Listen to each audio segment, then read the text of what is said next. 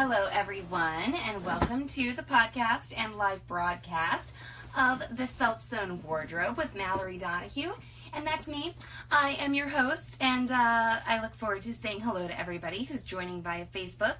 So if you are listening to this via podcast, remember that you can join our Facebook group, and it's a fabulous good time. We've got a lot of members, a lot of very helpful people.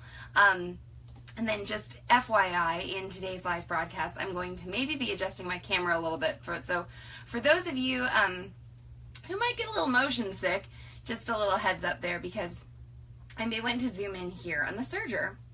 So hi Betsy and Lauren, and hello to Janet and Hillary. Good to see you all. So today I'm going to be talking about the 2-thread Flatlock, which is a kind of an exciting stitch. It's one that I've not used a lot before, but I'm using it a lot lately now that we are making underwear and leggings quite a bit. So hello Mary and Beverly. Hey, Beverly, it's good to see you. And I just want to remind everyone that we have a very special sponsor this week. And it is My Body Model. So if you ever wished that you could actually sketch your clothing designs onto a body model that is your shape, then you might be interested in backing this Kickstarter for a web app. So we've teamed up with My Body Model to give you all an opportunity for a fun giveaway. Remember, the web app, the My Body Model web app, is not like, it doesn't exist yet, okay? They're kickstarting. Their goal, I think, is $20,000. And actually, there's an institution that will match everything they've kickstarted up to $25,000 to create this web app. And if you go to the Kickstarter page, you will see all of the experts that they've hired. So you're going to be able to plug in your measurements, and then you're going to get a croquis that is based on your measurements, so that you can visualize clothing there on your body model, on My Body Model. So stay tuned. I'm going to give you a link to go to, and the special offer that they're giving is you just have to give your email address. So that's kind of fun. It's a fun thing to do. Mary asked if my shirt is rayon spandex, and no, I think it's actually like a swim wear fabric. It's like a nylon spandex, and it's kind of tight on me. I'm really changing shape quite quickly right now during this point in my pregnancy, and kind of annoyed at making tops at the moment. My leggings all fit really nicely, but my tops, it's like, I'm just bothered by the way they fit. I just want to wear tents all the time. Anyway, so even my lovely crop tops sometimes are making me angry. Okay, well, I'm going to talk to you all about the Flatlock right now, because this is our month of making undies, or underwear, or knickers, or whatever you want to call them, okay? That is up to you. You will not be judged, even if you want to call them panties, which there's been a lot of discussion about the word panties in the group, and what that word means to some people, and how it means different things to different people. And anyway, I haven't given my complete thoughts on the word panties yet, but maybe I will do that. So, hey Michelle, how you doing? And a lot of you who are joining in with me today, I just also want to say thank you, because a lot of you have given to our Patreon, and I really appreciate that. So we have if you don't know what a Patreon is, I'll explain it probably sometime later in the week, but you can make a monthly contribution to support the Facebook group. So if you've gotten something useful out of this community, and you enjoy our live broadcasts, and you enjoy all the fun things that go on, you can support all the, the time we spend in here by giving to the Patreon. And there's some cool perks too. Okay, so right now, my machine, I'm on a Baby Lock and Lighten. Okay, this is an overlock, an overlocker or a serger, okay? It can have up to 4 threads in it, okay? So it only does serger stitches. This is not a combination serger and cover stitch machine. And right now it's set up for a 3-thread overlock narrow, which if any of you know us, you know that we love that stitch so very much, okay? We really enjoy using the 3-thread overlock narrow to make leggings, to make lots of knitwear. You know, that's what we seam together our t-shirts with. What else? So anything knit, you don't really need to be using a 4-thread overlock. And you know what's funny is we're planning a few videos. We're actually going to be filming again later this week, and we were planning out videos. And Mom brought out all this old serger literature she has. I mean, I should take some pictures because they look like historical documents. They're pamphlets from like before she owned a sewing store. They're 20 years old. They're 30 years old, etc., before self-threading sergers came out. And, you know, we were kind of like, well, I wonder what they say about the 3-thread, because we've just been, that's what we use, you know, and that's the advice we've been giving. And yeah, they say the same thing. The 3-thread allows for the greatest amount of stretch in a seam on your knit. And it is, it's unnecessary to have that 4th thread, that 2nd needle thread, and it can sometimes pop, etc., etc. So, you know, we felt a little bit more justified, okay, that the, you know, that was recommended. And oh, Mary, what's Mary saying? My serger came threaded and the left needle wasn't threaded. So I thought it was wrong, LOL, and my seams kept popping. Yeah, I think that people default to the 4th thread because a lot of times their machines will come threaded that way. Or if you go and you get your machine serviced, on some sergers, technicians will leave them threaded for you. That's not really necessary on the Baby Lock automatic threaders. But anyway, okay, so I want to get going to the sewing part here. So I'm just cutting all of my threads. Right now, I'm using Maxi Lock stretch thread. We really like this thread. We've been using it a lot lately. It's great for knits. It's great for activewear. It's great for leggings. I've been enjoying it for undies, and I'm just going to sew out. So I do not tie on with my Baby Lock serger, okay? Oh, and Melissa says, I always used a 4-thread because that's what I see and that's what I was seeing in ready to wear. Look a little closer. You might see some 3-threads too. And we had a member of this group who was talking about how she like specs out, you know, what do I want to say, construction techniques for manufacturers. And she's like, no, you don't need all those threads, especially for knits. But 4-thread has its place. I want to be clear about that, and we've recorded a podcast about different serger stitches and what they can be used for. But just so you know, the 3-thread is very valid. I'm going to be seaming together a pair of black underwear this morning, and so I've got some, I think I'm going to use the blue and the purple. So this is moving on from 3-thread overlock narrow. Now we're using even fewer threads, and this is called a 2-thread Flatlock.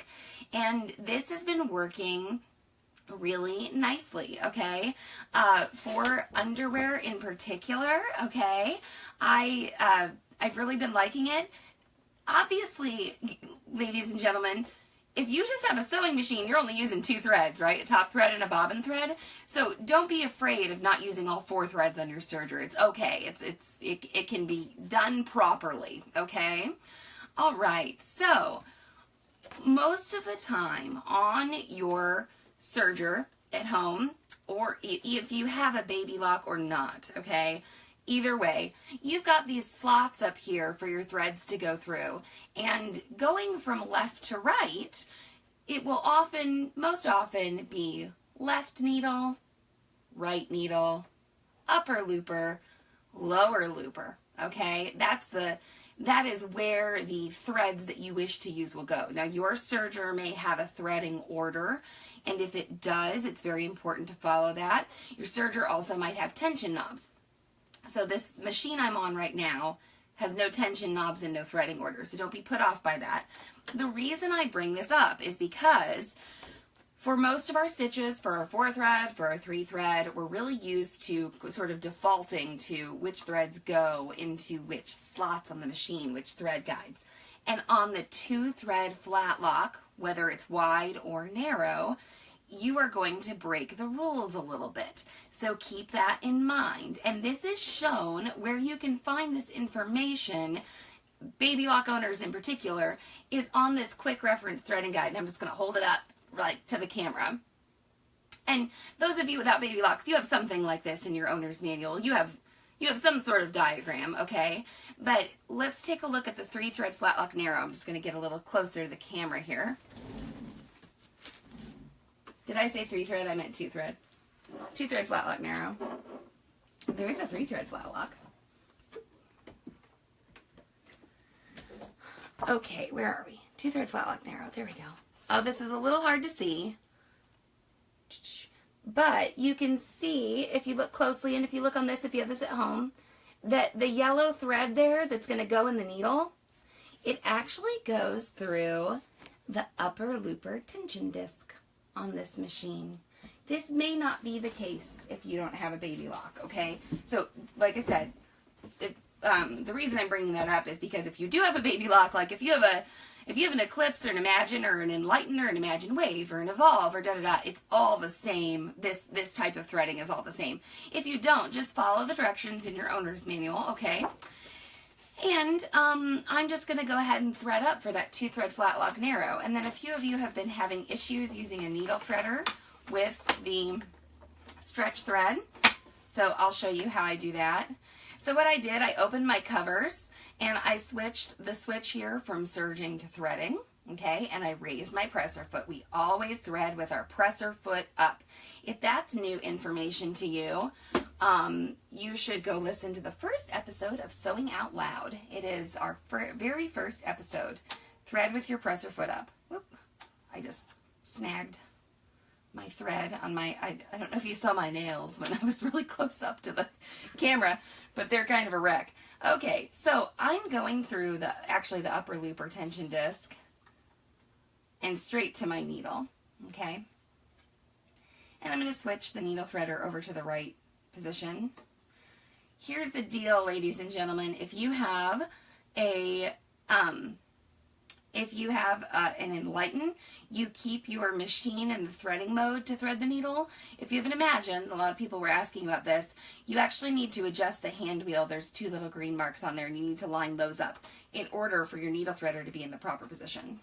Okay, so I bring my needle threader down around my needle, and then what I do is I really stretch that thread.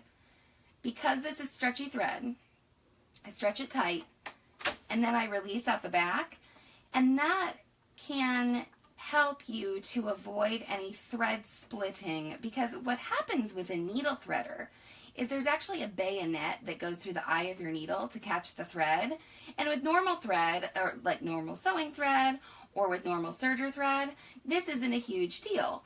But the stretchy thread is made up of fibers that like kind of pass by one another. It sort of looks like it splits easily, you know? So it's a different type of thread. So keep that in mind, and you kind of have to stretch that so that it looks like one thread instead of many fibers together.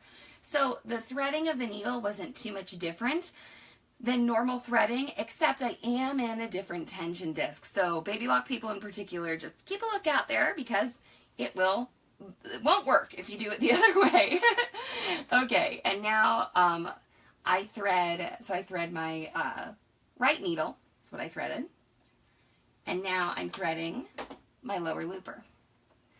And once again, sometimes with specialty threads, like stretch thread or woolly nylon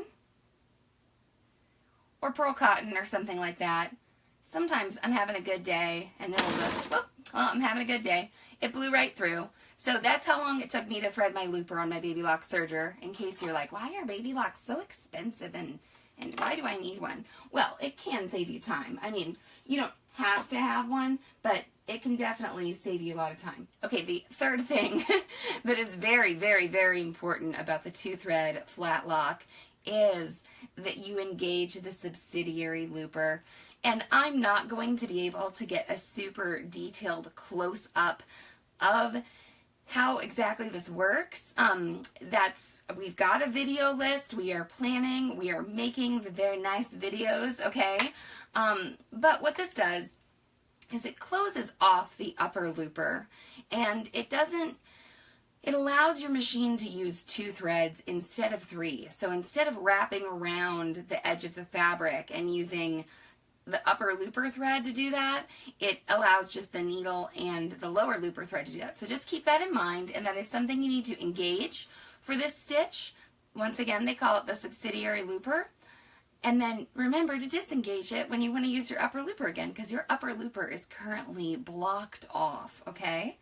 So this is a stitch that you're going to find on almost every serger. It's called the 2-thread Flatlock, so just remember that. And while I showed you the threading on here, it may be a little different on your machine. Okay, so I'm going to close up my machine because it has a safety feature where it won't sew when the cover's open. I like to put my needle thread behind my foot, so that's what I'm doing at the moment. Okay. My foot is still up, everyone, including myself, okay? All right, and now the other weird thing about seaming with a 2-thread Flatlock, or I think any Flatlock stitch, is that you put your fabrics together, okay, to sew them, wrong sides together most of the time. So let me talk to you about what that means. And I know I'm using a solid color. I'm using a black double brush poly. This is like what you'll be getting in your Sew Here box, or if you've ever bought this from like LA Finch Fabrics or anything.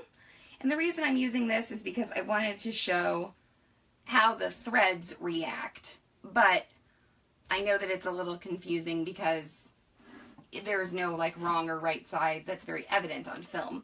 Okay, so I've got my wrong sides together versus my right sides. Okay, so remember that. And I'm going to turn the machine toward me just because that's how I'm successful and I don't want to mess this up. Oh, I'm going to double check my settings, right? 2-thread Flatlock narrow, width is 3.5, length 3 to 3.5. Honestly, on my length for this stitch, when I'm doing a panty out of this really stretchy fabric, I just like to put it at a 4. I just use the longest stitch possible. Length is a place where you can sort of define your settings a little more.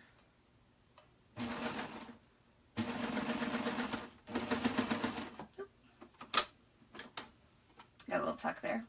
It's always harder to do this on camera.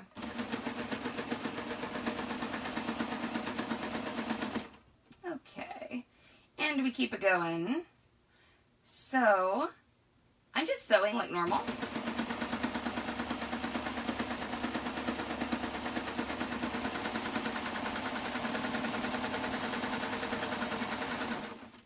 All right, and now I'm going to get closer. Whoop. My microphone doesn't like it when I move it. I'm going to get closer to the camera here. Okay, so I'm sewing like normal, and this is what the stitch looked like when I was passing it through the machine. That's the front. So this is actually, to be confusing to people who are new to serging, this is actually the lower looper thread, this purple thread, and then this is my needle thread. This is my blue thread, and it's actually kind of an odd looking stitch right now. And what you do is you then, so right now it's a little bit of a 3D seam. It sort of looks like a 3-thread overlock, right? But now I'm going to pull it apart like this, and this is where it becomes the Flatlock, okay? So this, I must admit that I really like this finish on Undies. Like, I like the seaming and the finishing and everything, but you do have to pull this apart after every seam, and it's sort of like, oh, this is, I mean, when you 3-thread narrow, you sew and you're done, okay? So what I'm doing right now is I'm pulling this apart, and this is what the back looks like. It looks like a ladder stitch, okay? Okay?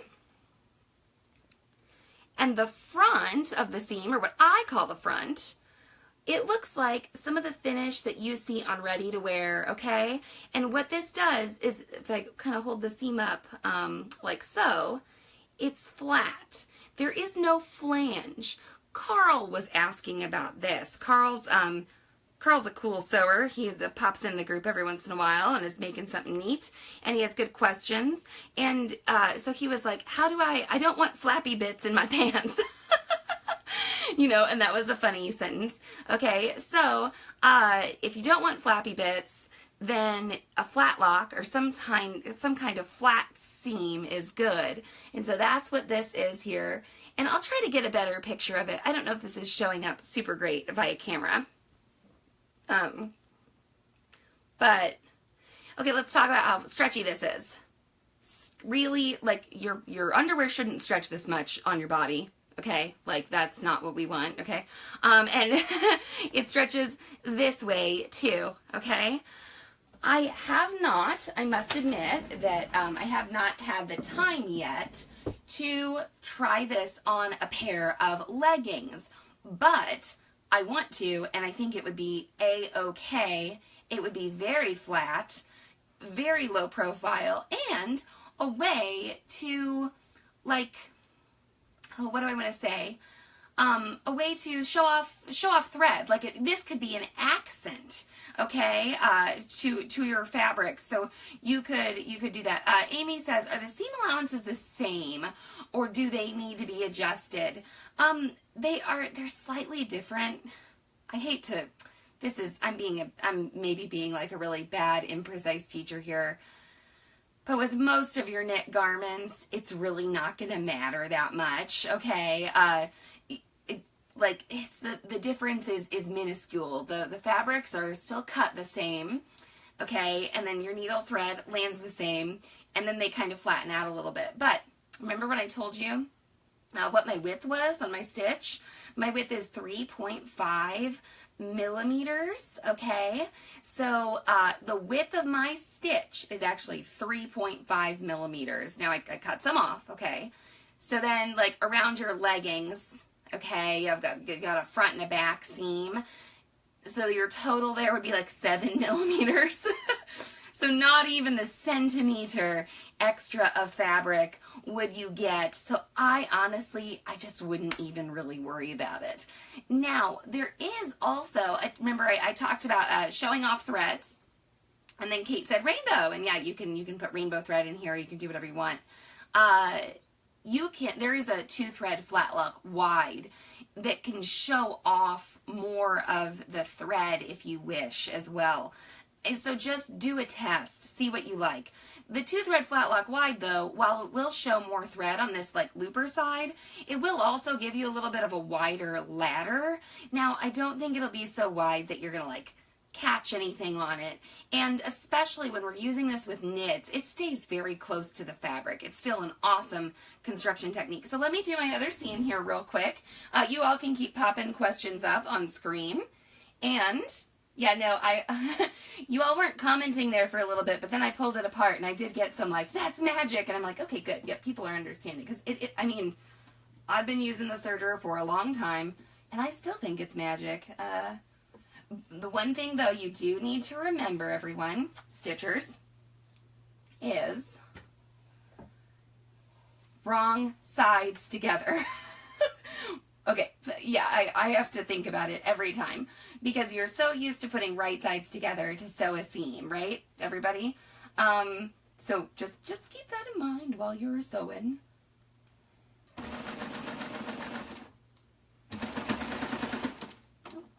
Getting a little tuck there at the beginning. Oh well. Is this stitch good for all seaming? I don't know if I'd use it for everything, okay? One thing that it's not good for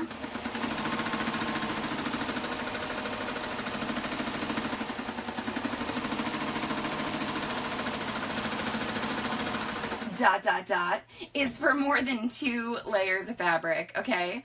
So, yeah, and Mary says, will you post close-up pics of the seam when you're done? Yeah, I think I can shine the lights here and get a little better picture of the seam. But once again, I've got a flange here, okay, after I sewed my seam.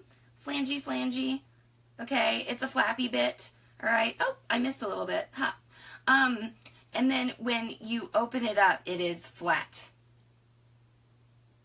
okay? No flange. And yeah, I'll post close-ups, don't you worry. Okay, So I just need to take a little sponsor break here and remind everyone that there is an awesome Kickstarter going on that really matches up with our ideas of body positivity here in the group. And you know, we talk about body positivity, but I think what we really mean by that is sort of like body honesty or body truthfulness. Like, if you can start with your body, then you can find the clothing that you are going to be happy with on it, and it can be anything, okay? So there is a design tool that's that's kickstarting right now, and it is called My Body Model, and it was started by a sewist who wanted to see what a finished garment would look like on her body before she went through all the work of sewing it. She wanted to sketch her sewing ideas, but she couldn't find any sketching templates that looked like her. Amen. Sketching templates out there. I found obviously the very tall, skinny ones, okay? And then I've also found some ones that are like, hello, this is a plus size, you know, they'll call it like a curvy sewing template or something like that. And I am just like, I feel like I'm kind of like average. Like, I'm not super tall, I'm not super short. I don't have a very big bust. I don't have a very big waist to hip ratio. I'm not what I call like a plus size person necessarily when that term is used and how clothing is designed for people who are plus size. And I find it hard to find like some just like average sketch templates. So that's what this is for. So Erica tried to make her own body sketches by tracing over photographs, and she got an idea, and that's kind of what I was trying to do too. And then she decided to make an app where you can enter your measurements and instantly get a beautiful croquis, which is an outline sketch of your body. So she's doing a Kickstarter right now to make it happen, and she's more than halfway to reaching her goal. I think they're at 60% right now. My Body Model is offering an exclusive giveaway for our viewers and listeners. So we have access to an exclusive giveaway, self-sewn wardrobers, okay? You go to sewhere.com/mybodymodel and you sign up for the email list there. So you sign up for that email list, you don't have to contribute to the Kickstarter, and you will be entered to win the chance to get your body model made. I think like a download of 1 or 2 croquis. And when you do sign up, you'll also immediately get some free PDF coloring pages from My Body Model, and get that, you know, chance to win a free croquis made to your measurements. And I will do the giveaway live here in the Facebook group. Now, that probably won't be for a few months because the Kickstarter needs to get funded, and then they will build the web app, and then I will run the giveaway here in the group. So I think that's really exciting. So go to sewhere.com/mybodymodel and you sign up for the email newsletter, and then you can also contribute to the Kickstarter if you wish. And we believe that since I posted this post last night about the Kickstarter, that quite a few of you have contributed. So thank you to everyone who has contributed. And if you want to tell us if you contributed, I'd love to know. So yeah. All right, well, back to our 2-thread flatlock discussion. All right, so I've got 2 side seams of my panties done. It's my maternity panties, if you're wondering, like, why are those panties so very, very tall? That's why. All right. The place where I'm actually not very keen on using the 2-thread flatlock is when there's more than 2 layers of fabric. Okay, so when there's 3 layers of fabric, this seam, it'll lay flat, you know, you can work on it and everything, but it doesn't quite lay quite as flat as I'd like it to. I think I just prefer the 3-thread overlock, like, or I wouldn't go through the trouble of maybe like changing out my machine or something like that, but I am going to do it here real quick. Okay, so someone was asking about panty or underwear gusset instruction and the order in which you do that so that the gusset, so that seam is enclosed for you. Well, don't pay attention right now because it is different for the 2-thread flatlock. And actually it doesn't quite matter as much because you get the seam on, you know, you get the ladder stitching on the inside and then you want that, that's what I want. I want the ladder stitching on the inside, and I want that smooth seam on the outside. So anyway, don't let me confuse you here with the gusset construction. In fact, I'm kind of tempted not even to tell you the order in which I'm doing this, because it is different from what you will generally use. Now, I really would like to do a video this week, and this might be tomorrow's video, or one of the videos, one of the techniques to discuss. When you put together the crotch gusset on a pair of underwear, oftentimes you're serging together disparate curves, okay? And that can be difficult for someone who is not used to showing the fabric, who's boss on the serger. So you are sewing together like two, this is how I view them, two convex curves and one concave curve. And you're like, oh man, how do I get this to work, okay? So I'm not going to show that right away right now, but I know there are some good tutorials online. My tip would be, without being able to show you close up with the camera at the moment, start off by making all 3 layers even.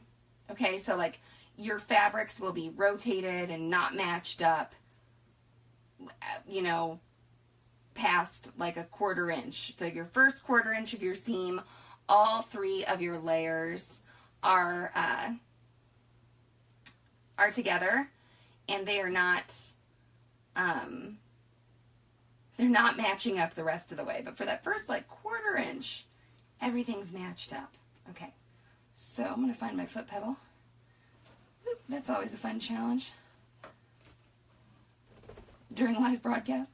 And I scoot my chair around. Okay, there we go. Oh, am I doing this wrong? We'll see. Here, I'll just show you all. I'll just sew this together. I think I might actually not be doing this the way I want to. Oh well. Okay, so after I get my needle and my fabric a little bit, like in that first 1/4 inch of the seam, then I take the rest of my layers of my fabric, and you can see this okay, and I just line them up, guys. Okay, it's stretchy fabric. Get those raw edges together. Don't pay attention to what's happening, you know, elsewhere. Line up those raw edges. Yeah, I think I did do this backwards. Sorry, guys. I mean, you can do it either way, but this is not, I think I'd want this seam on the outside. I want my loopers to be on the outside. Okay, we get to the end, and yeah, you're stretching it a little bit. And if you have a serger that's properly calibrated, and where the tensions are on and everything, you should be able to stretch your knits through a little bit and not like get a totally screwed up seam. Yeah, so I think I'd actually like this the other way. I've got the ladder stitches on the outside. This isn't really like wrong though. I mean, it's not going to hurt anything, okay? So now I've got 3 layers. I'm going to get a little closer to the camera again.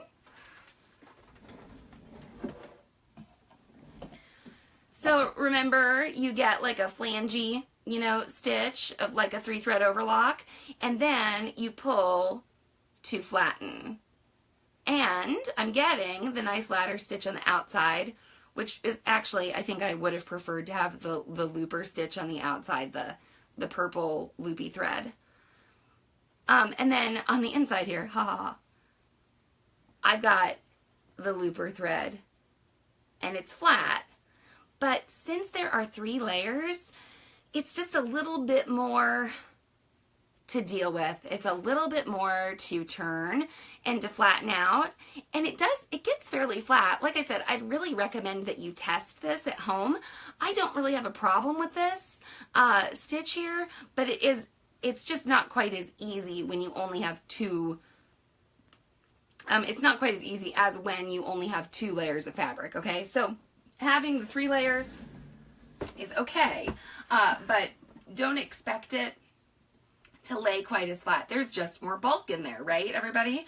And that's okay, but it's just the reality. So since there's more bulk in there, and I've tried this with the 3-thread overlock wide as well. I was like, oh, maybe the wide will accommodate the 3 layers of fabric a little bit more. And, you know, when you make it wide, there's just more fabric in there anyway. I also tried to kind of offset my seam a little bit and stitch away from the blade, but that just, I don't know, it wasn't really worth it to me. It didn't make it that much flatter for me. But if I find a way that it's just super wonderful and great, I'll let y'all know. But yeah, just keep that in mind. Now, it's still very stable. So here are my underwear.